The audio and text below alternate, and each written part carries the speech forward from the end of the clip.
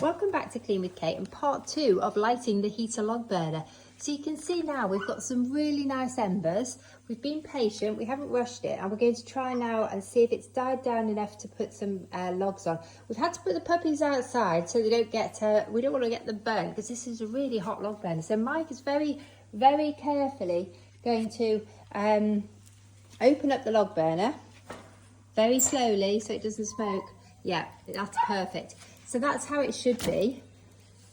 If you don't wait till it's down to embers, they're quite big logs, Mike. I would have gone for smaller logs, to be fair. Mike likes economy of activities. That's enough, no more. Close it now. I would have gone for smaller logs myself. I think it is going to smoke now because those logs are too big for the amount of embers we've got. But we'll see.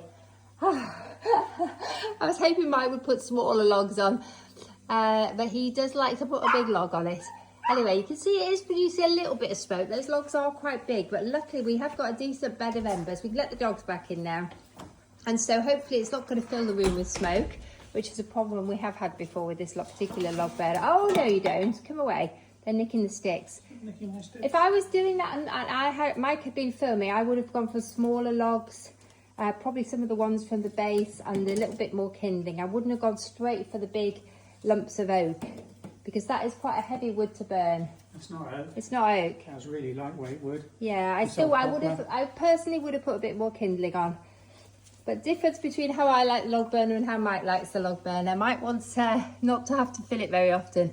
But you can see it is starting to get going. Let's just hope there are enough embers in there to keep it going and that it doesn't go out.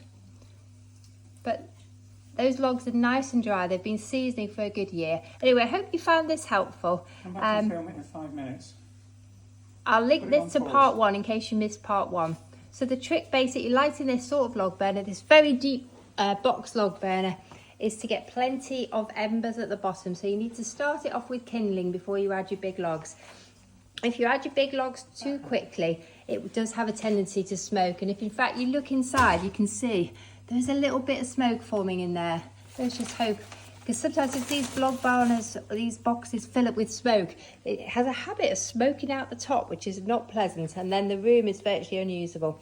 Anyway, we seem to have got away with it. I think it's time to feed these puppies because they're very interested in these sticks. Come on. Let me know how you're getting on with your log burner, if you've got any tips for getting these log burners going. But so far, this is our first light of the year and it's gone really well.